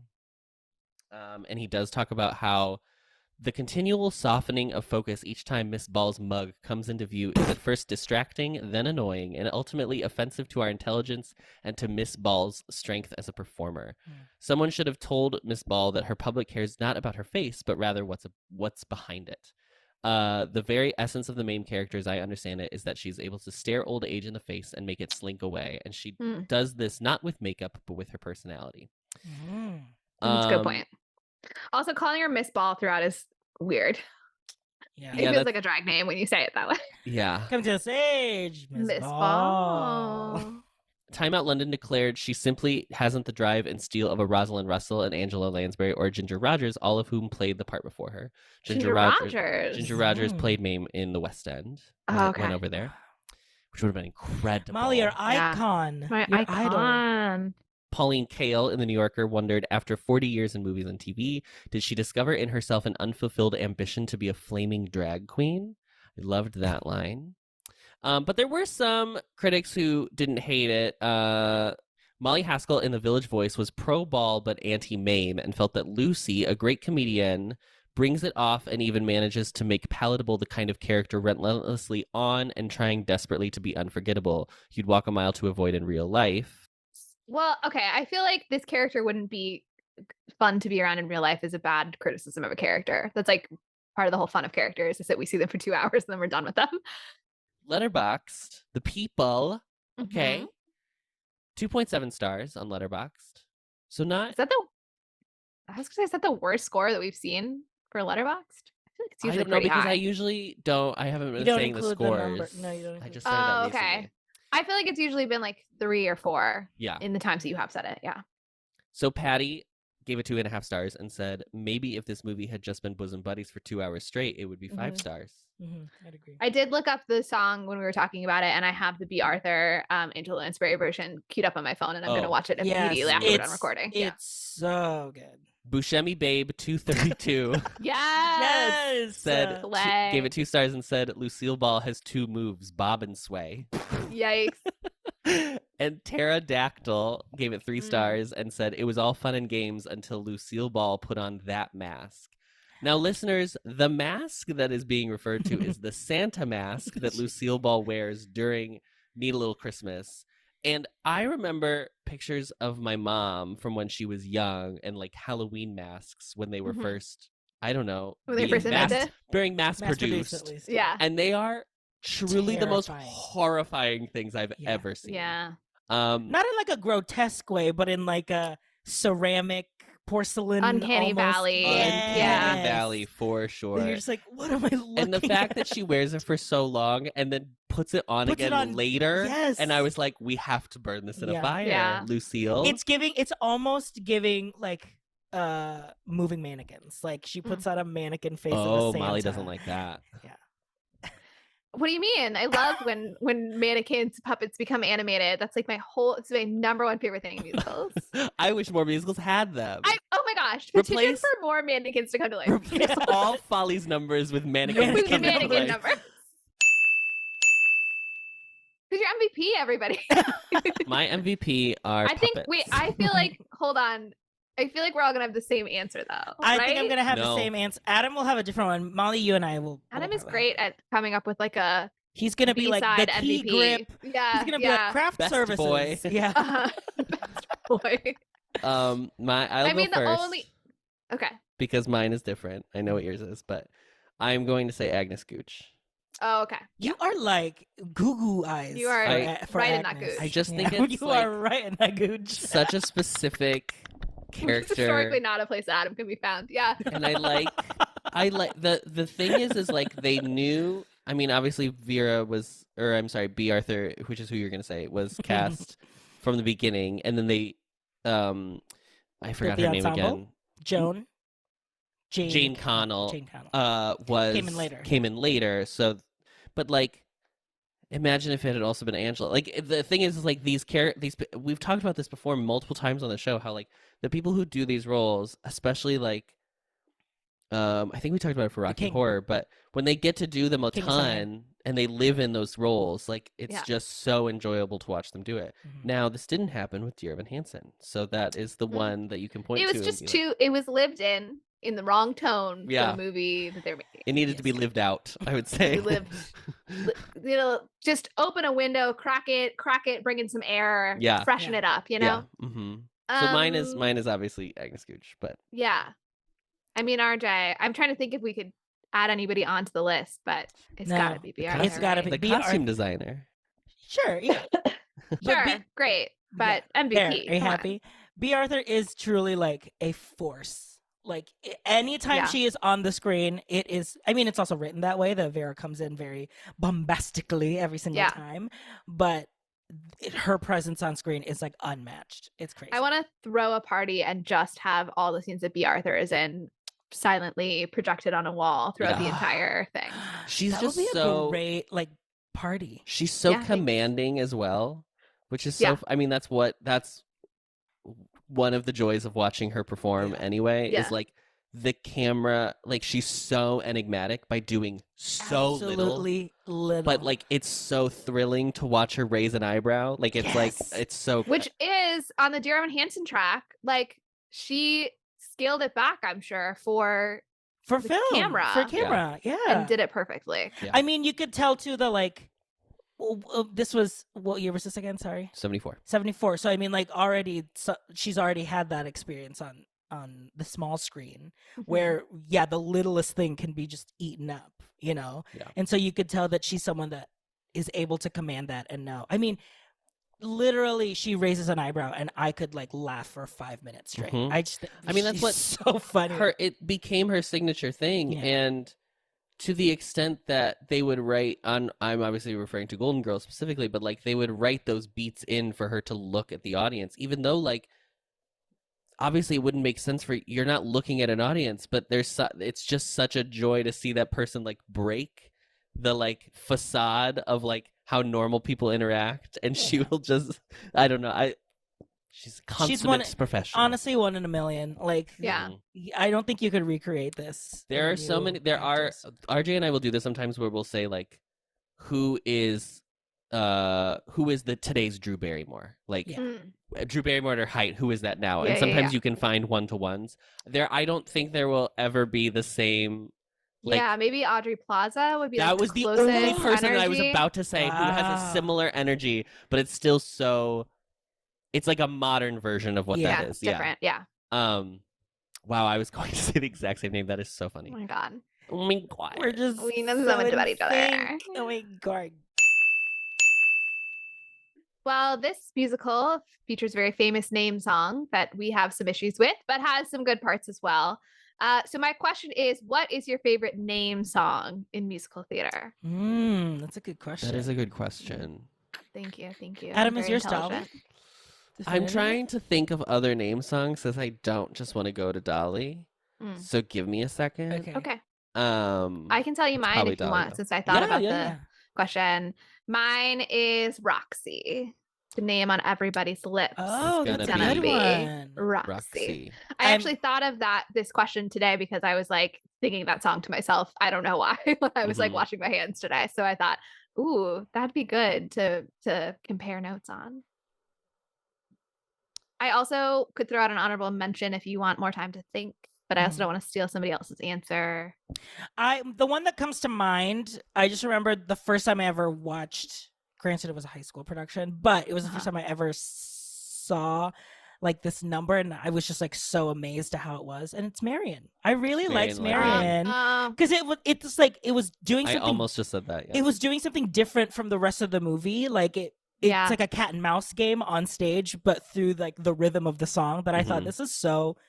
And it's also Yeah. a song with a concept of doing it in a library. It's like Right. really quiet And an there. unusual name song in that it's not the person singing. Well, I guess like Mame is mostly other people singing about her, and so is Dolly, but like it's not sort of centered on her in the same way that you think of a name song as sort of being about like, here's what I'm about. Yes, Is often what a Yes. name it's song more is. like he's like basically like teasing her like yeah. with the song. Yeah. Yeah, I'm gonna. I'll say Dolly. I would also like to shout out actually Sandy from Greece because I do. Sandy's a good one. I think that song is really Yeah. good too. Yeah. I want to shout out Gaston as a runner-up as well. Oh, Of course. of course. Which is a very. I mean, of the name songs, there's very few that are male focused. Most That's of true. them are female focused. So. Would you count? But Belle is also. Oh, that's true. But it's not. The song is not Belle. They don't say Yeah. Belle in it really. Would you count the nightmare from Fiddler Fiddler? on the Roof?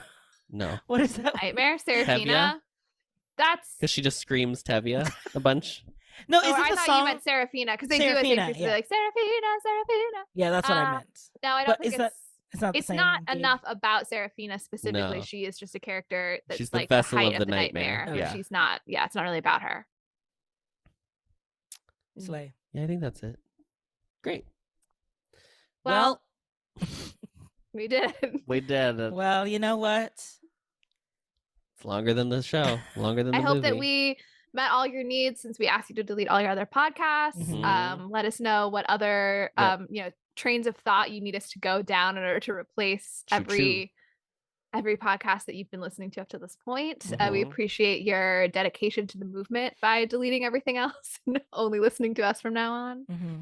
We'll try to get you enough updates about the upcoming presidential election so that you remain informed. Yeah. Yeah. Mhm. Let's just do a quick run through. What are the current events right now so that we don't miss? Oh, sure. Yeah. Absolutely. Yeah. Let's date ourselves because everything we say, something else will happen. Hope you had a great Passover. And with that, Jewish listeners, we need a little Christmas right this very minute. Horrifying.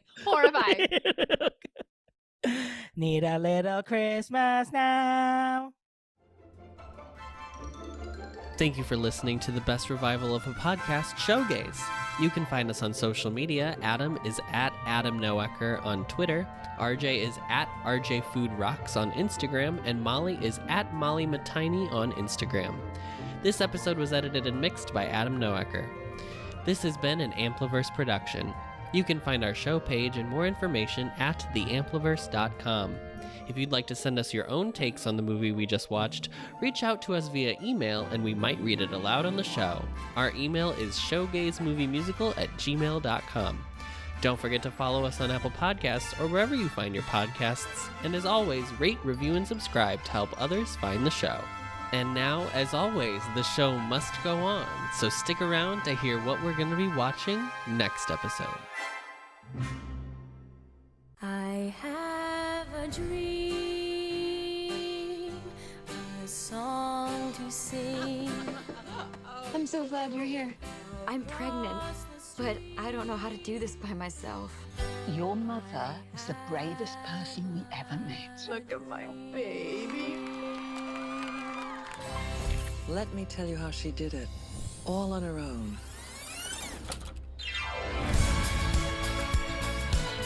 Life is short. The world is wide. I want to make some memories.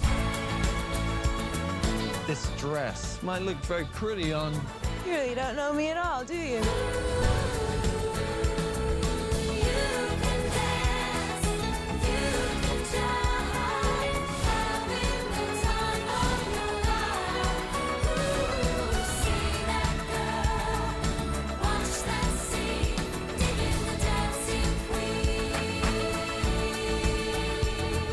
I think we should stay here together.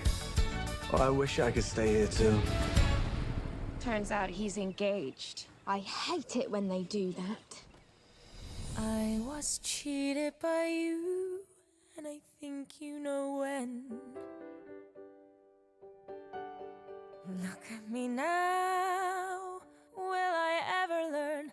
I don't know how, but I suddenly lose control. There's a fire within my soul. Come on, girl! Just one look and I can hear a bell ring. I've never felt closer to my mom. She wasn't scared because she had me. Mamma mia, here I go again. My, how can I resist? We can't tell anybody else about the baby, okay? I just told Bill. Yeah, and I told Harry. I told many, many people. Whoa, Mamma mia, here I go again.